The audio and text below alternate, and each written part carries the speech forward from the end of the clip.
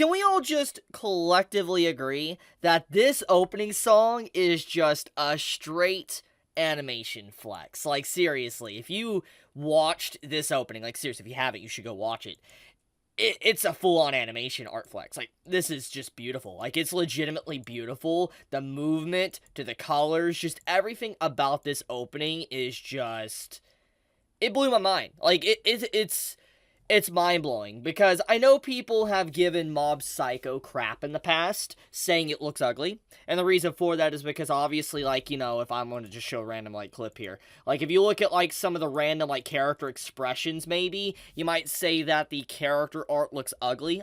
There has legitimately been people that have said that in the past, and I know people that have no idea what Mob Psycho is, what it's about, etc., might look at it and say, like, why? It looks kind of ugly, it doesn't look like a traditional anime. That's the general impression some have if they have never actually seen it. But even if you are one of those type of individuals that do not like Mob Psycho's art, you just don't like it, never started or whatever, you're not going to tell me that this opening here, like this legitimately good opening, is ugly, poorly animated, and has bad art. Like, this is a fantastic opening. This is just a straight flex. Probably one of the best openings I have seen in anime all year long, easily. Easily the best opening I've seen all year long. But honestly, this is... Holy crap. Like, top 15 best looking openings I think I've ever seen in my life. It is definitely such a fantastic opening. And this isn't just recency bias. Just like, if you watch it, you can't argue the amount of frames to the amount of, like, just different art and all that thrown into it. It's ridiculous. It's actually ridiculous. Like, Studio Bones, the individuals that are working on Mob Psycho, did not need to go this hard. But they did. They did anyways. And from what I heard through the grapevine, I could be wrong here, correct me if I'm wrong, but I believe that the entirety of Mob Psycho 100 Season 3 is already fully animated. Like, it's beyond production standards. And what I mean by that is normally when anime is coming out, usually, let's say the first episode airs today, okay? For an anime. I'm not talking about Mob Psycho, because it's definitely a whole different beast. But normally when the first episode of an anime comes out, most of the time they might be working on episode 4 or episode 5 of the anime. And they might be doing the finishing drafts or whatever on it, and that's the thing. That's why a lot of anime usually run into a lot of production problems. Let's think of Uncle from Another World. That's a very good example of a series from recent times that has been continuously delayed thanks to production issues. And so most of the time when anime is airing, it's still being worked on. But for some reason, Mob Psycho is ahead of the curve. It is beyond production, and it is, from what I know, completely finished. It is completely done, which means that we're not going to run into production issues. And the only thing that's going to probably be done now for the show is little tweaks here and there to make it look even better than it already is, which is just insane to think about. It's crazy that anime is not normally done like that, but because of just scheduling and production and so much anime, the saturation in the market, it doesn't happen.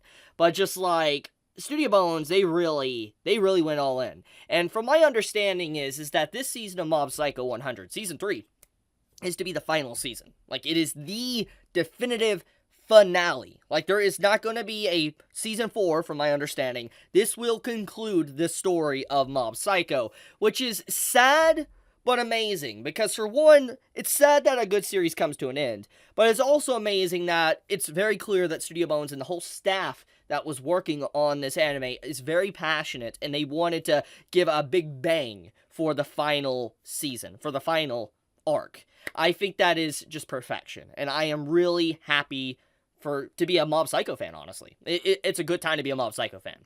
But okay, enough with that. Enough with talking about the opening and praising Studio Bones for just the sheer majesty of what this episode has to offer. I really want to talk about just the themes that's in this, because obviously when we watch Mob Psycho, there's a variety of reasons to watch it.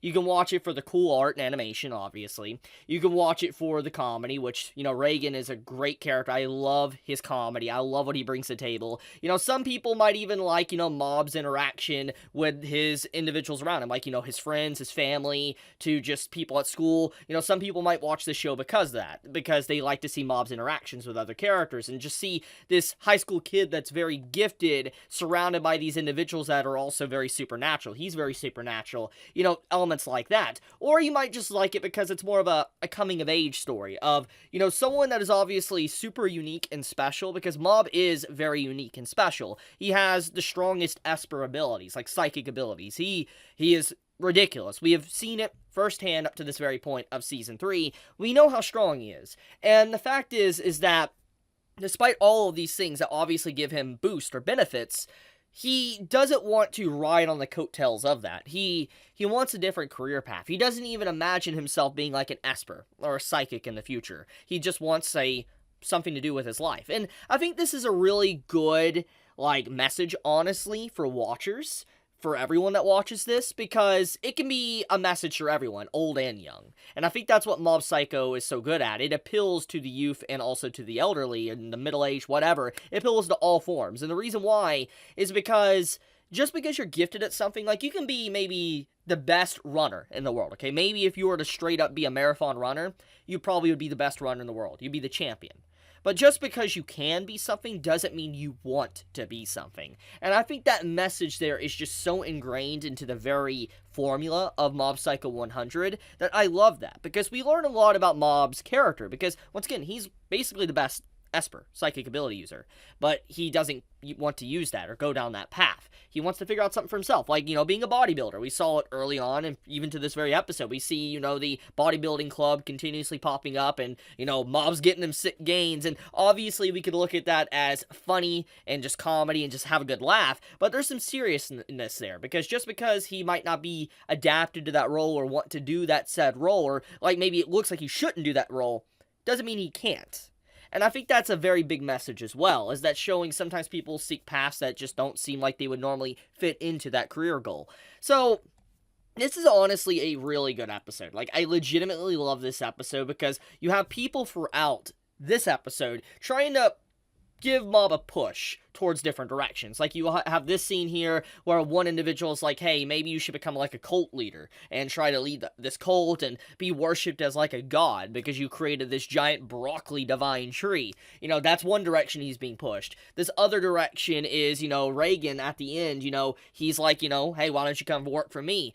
And obviously Mob gives him an answer here, and I'll talk about that in a second, but obviously this is a big point, is that, this is another path he could take, join Reigen's, agency, work with him, and, get rid of evil spirits, etc.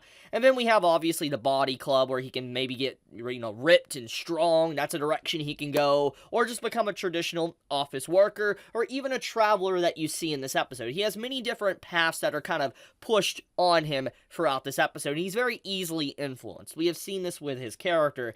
And I like the messages of this episode, because sometimes, you may have a lot of options, but you still feel closed in. You still feel like there's not a lot of options, even though you do. And you don't know what to decide on because maybe it just doesn't fit what you want. And it's, like I said, it's a very solid message. I love Mob Psycho for this because, like I said, there's just so many ways to interpret it. I mean, like I said, you got the serious stuff like what I've just been talking about, which is one of the big things that draw me to it. But then you have, the art department, the animation department, to just the comedy.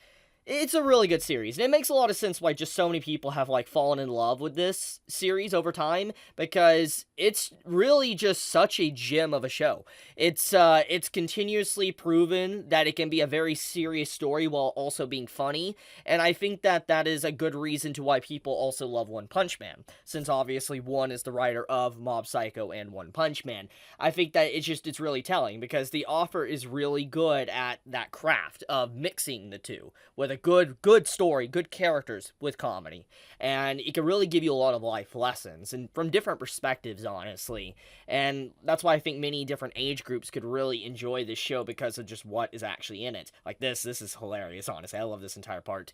But I want to talk about one of the darkest moments of this episode, because obviously I've been talking about the serious moment of Mob having many paths open and available to him, and he can do anything he wants, but this part shows a very darker outlook, and I'm gonna be honest, as a guy that's 27 years old, and I watched this episode, I felt this elderly guy's plight. I felt his emotion. I felt what he was trying to say. I do think that he obviously created these choices of what's happened in his life on his own, but you're not going to tell me, if you're someone that has dealt with some hardship in life or made a wrong decision, that you didn't, in some shape or form, feel some form of empathy or understand to an extent the feeling of this elderly guy in this episode. Because I know I did. Because I have made mistakes in my life. I have made many mistakes where I feel like, could I go back and fix this? If I would have done so-and-so, would this have been better? Etc. I am a person that's also made mistakes. And I feel like because of that, I can relate with this scene a lot. And he talks about how he feels like his life is cursed. He feels like he has nothing. Everybody keeps leaving him. He's alone. He doesn't own anything. I understand his plight, his feelings. And it's a very relatable moment.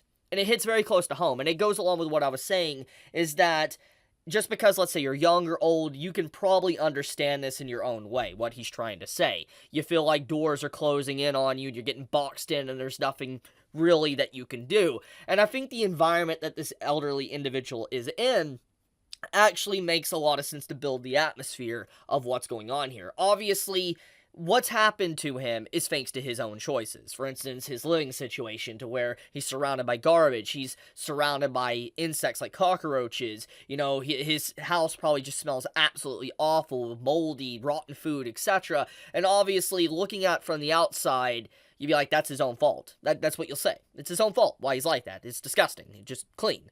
But when you really dive into the person, it's just, there's oftentimes so much more than that. The character's obviously depressed, and everything about his moment is a plight, a desperate plight, saying he's upset, he's sad, he wants something to change, he just doesn't know what to do, and he's trying to desperately reach his arms out to grab onto something, but nobody's probably going to grab his hand.